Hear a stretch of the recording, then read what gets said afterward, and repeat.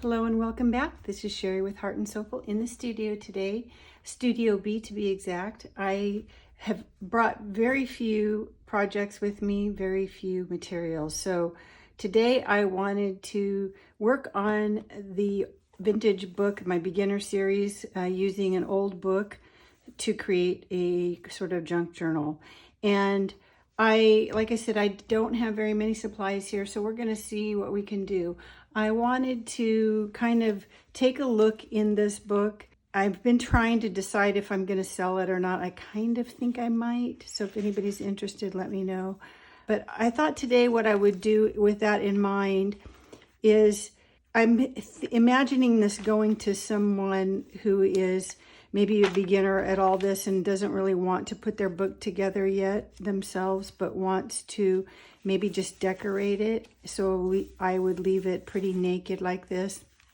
There are a couple of things in here that I want to try to work on today, sort of like I did with the Elocutionist journal. Kind of part of the fun for me is to take a journal and maybe just pick it up once in a while, and that's maybe why it takes me so long, but it's whenever the mood hits me to kind of go through and put a pocket here or there, that sort of thing, and kind of just be creative in that way. So I think that's what I'm going to do today. So we're going to see what I have. I brought a couple of shoe boxes with some scraps in it. I'm going to only let myself use scraps today, I think. So let's get started. The first thing I want to address in this journal is the lace on the front. It didn't stick with the glue that I used. I didn't have my favorite quick glue from the lamp shop. It was in Studio B, so I have it now, and I'm gonna fix this today. So they don't have their website where I originally purchased this, but they do have it on Etsy, so I will put a link below. I'm going to use this because I know it's for dissimilar surfaces, especially fabrics, and so it's going to work just fine. So I'm just going to spread a little bit here. I also got my little silicone spreader, so I'm going to use that today and just kind of spread it out. I did the front already. It stuck down before I started the camera, so I'm just kind of spread it out, and then I'm using a baby wipe to push it down so I don't get glue all over my hands, but also to kind of get the extra glue from between the little holes of the lace, so that if it is shiny, I don't think it's going to dry, but that way I won't see glue through there. And you can see on the front, it dried really quick. It stuck down really well, and kind of cleaning up that with the baby wipe while it was still wet made it a lot easier. So I'm really happy with this. I think it's gonna hold just fine. It's already even drying on the piece that I just added at this point. So now I want to take a look on the inside and see what I might want to do minimally to this book. One thing that I had thought, in the Elocutionist, it's a very similar type of journal. And I've just been randomly, picking a page here or there and just adding a pocket and a card, leaving lots of writing space so that somebody else can add their own decoration to it too. So I'm going to do very little in this book, but I thought about putting a pocket on the very front cover, like a library pocket. So I didn't bring any of that type of materials with me, but I did bring some pre-made envelopes that I had printed. So I'm going to just kind of see if I have anything that'll work. This is kind of similar to a library pocket size, and it's very plain. So I don't know what I'm going to do to decorate it up yet. I kind of went through and looked at some that I had printed out. I kind of liked this one, but I kind of had made it to be sort of a flip and think maybe I'll want to use it somewhere else in there. So I'm kind of, I don't really need to have a window envelope on the front. And again, this one could flip. So I'm thinking about using it elsewhere. So I think I'm going to stick with this one. I don't really know what I want to do with it, and I don't have a lot of decoration here. So kind of the thing that I do is just to kind of get my brain working, start doing the kind of things that I know I want to do, like getting rid of white edges, using my vintage photo distress oxide, just to kind of dirty up the edges. I kind of do along the very edge first. I don't want it to, look fake and evenly kind of a stripe all the way around. So I'm just putting a little bit here and there and in the corners, even in the middle, just wherever I might want to make it look naturally dirty and not too contrived, I guess.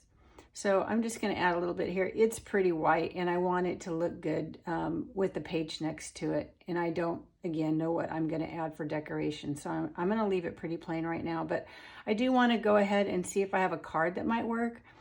I had previously used some scrap music paper that was too brittle for pages. And I had decoupaged them on the back of a ledger to make kind of like a big masterboard, and then chopped them up to be just journal cards of different sizes. So I have one there. I'm again just going to do the edges because I don't really know what I want to do to decorate it. It's the very first thing in the book, so I think I might wait on it. But I'm just trying to get my mind going here. So again, I'm just using my distressed vintage photo to kind of dirty it up a little bit. When I did that, I kind of bent one of the corners. This is really only 2 layers of paper. So I'm digging through my kind of neutrals box to find another piece of music paper where I can kind of fix that bent corner. Just because it doesn't hurt for it to be a little thicker there. I'm using the Yoo-Hoo that I just got. I do like it. I haven't used it too much, but I brought it with me. I bought 6 sticks, so I'll leave some here. But that was what I'm going to use today just to use it. And I do like it. It's very similar to Scotch brand, I think. So I'm just kind of fixing that little bent corner. And then I'm just going to, I think, not even glue this down yet because I might change my mind. I'm thinking I might want a larger card also behind there. So maybe that little card ends up being kind of a tuck spot on a larger card. I'm not sure. I do know I want to address this one area. I had sewn a pocket on, and you see the stitching on the back, and I want to cover that up. So I found one of my printed envelopes, and I want to go ahead and put a piece of music washi tape along that spine side because my envelope's not going to cover all of that.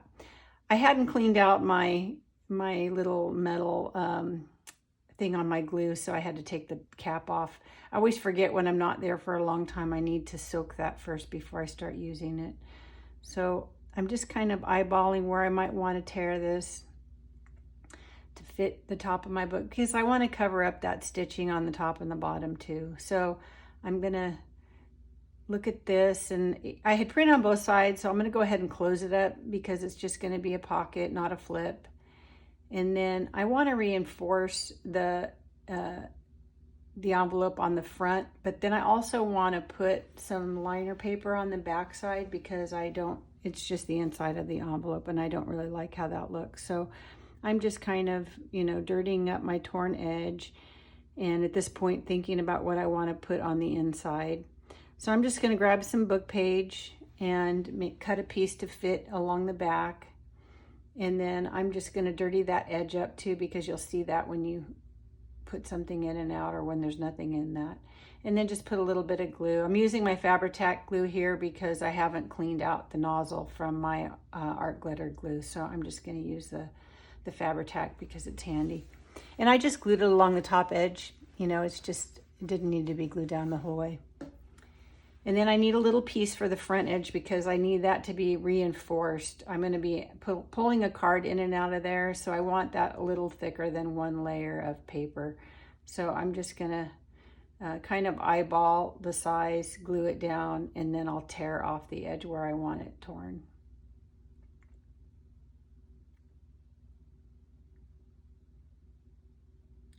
And again, dirtying up the edges. You know me, I don't like my edges white. And I'm gonna just make a little notch in that just to know it's a pocket.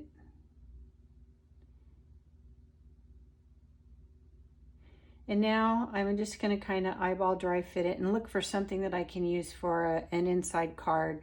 I had this tea-stained elementary school lined paper. It's a little thicker than other lined paper, so I'm going to use that and then just decoupage on top of it, and that way it will be thicker, more of a card weight. And so I'm just digging through my scrap box. I brought a shoebox full of really junk, and there's everything in there. Not too many really big decorative pieces of paper. Everything's pretty small, and a lot of it is just, little cutoffs and some of my hand painted papers, not a lot of vintage looking things in there. So I really kind of want to just combine patterns and styles, you know, having some of the hand painted papers that were actually used in probably that Bohemian travel journal. So, and then there's some magazine pattern, those two pieces on the top there.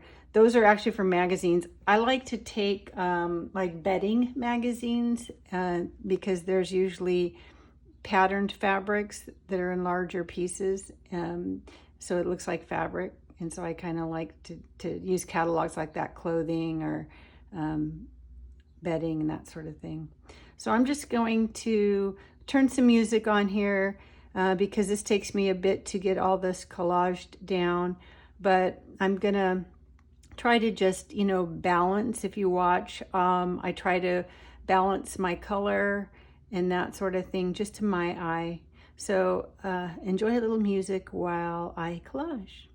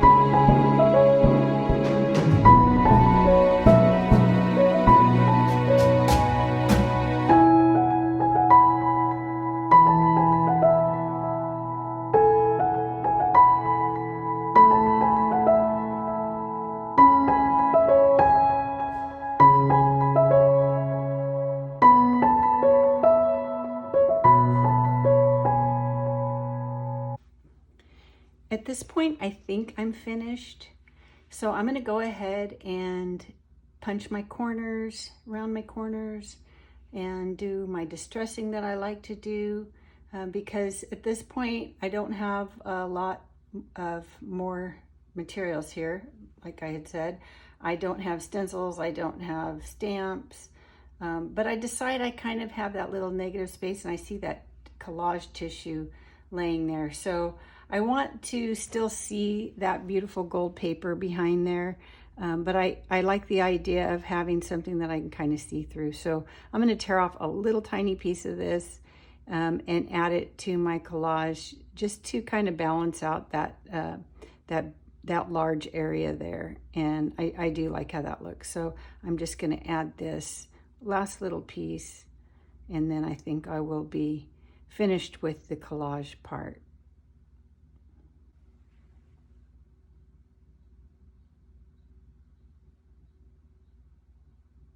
Sort of acts as if it were a stamp, and I kind of, sometimes you have to put it down and look at it to know that you really aren't finished yet.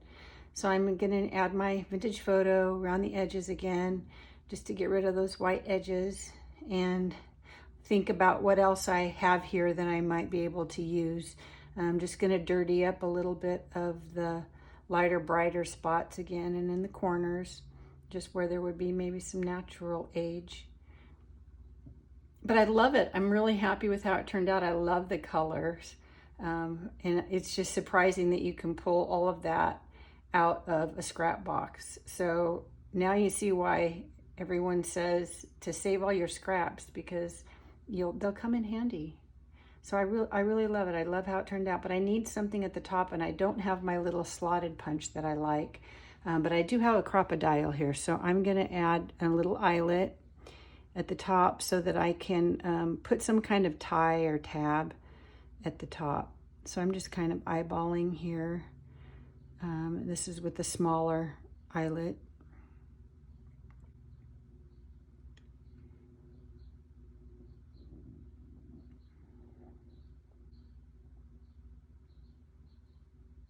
And then I do have a scrap box of just trims and ribbons. When I first did the studio here, I did try to bring a few things from home, and just have them in my little cigar box drawer. So I have one full of scraps of ribbon and lace and that sort of thing, and twine. So I found a little piece of ribbon that I really liked. I end up not using that. There's some netting. I do like the netting. I just kind of want to layer some different textures, and there's a piece of organza ribbon that's very sheer, and I kind of like that. So I'm going to add a piece of that and just kind of see what I can stack that I might be able to fit through that little hole. I decide no on that one. The lace, I decide no on that too. But I do love that blue ribbon, which I put back in the box, but I am going to use that. I wanted 3 things, and I like the different textures, so that's what we're going to go with. And I'm just going to notch the ends there, and then just kind of stack them together. And I need to notch my little sheer ribbon. And then I'm realizing quickly here that I don't know if I'm going to get it all through that little hole, but if I kind of roll it really tight, I can just barely get it through. And it's in there so tight that it almost would hold itself just like that. But I was kind of realizing then that if I had my tiny attacher, I could just put a little staple in it, but I don't have any sort of stapler here. So I'm trying to think about what I am going to do to hold that in. I didn't leave them long enough to tie. So I just find a little piece of 1 ply of some kitchen twine in my box. And I'm going to use that and just kind of wrap it around a few times and tie a knot, and that'll kind of hold everything in place.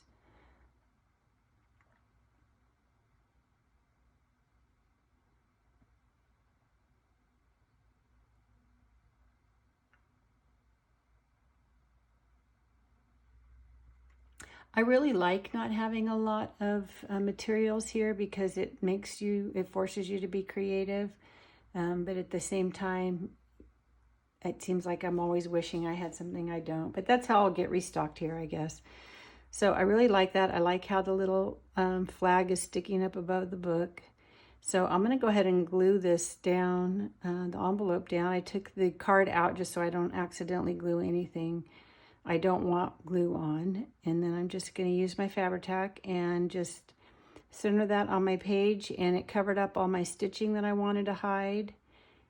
And it also is going to have sturdied up that page. When I put the little pocket on the other side towards the spine, it reinforced that part of the page, but the edge was still a little thin. So now it's a nice sturdy page. Still have to think about that card for the front. And I really don't know how much more I'll do in the book. I'm going to try to really leave it as plain as I can. I'll pick it up from time to time, but in case someone wants it, they might want it left alone. So let me know if you're interested. I haven't decided, but I'm kind of leaning towards would sell this one. So we'll see. Anyway, I hope you enjoyed this video. Give me a thumbs up. Have a great rest of your day. Now go make something. Bye.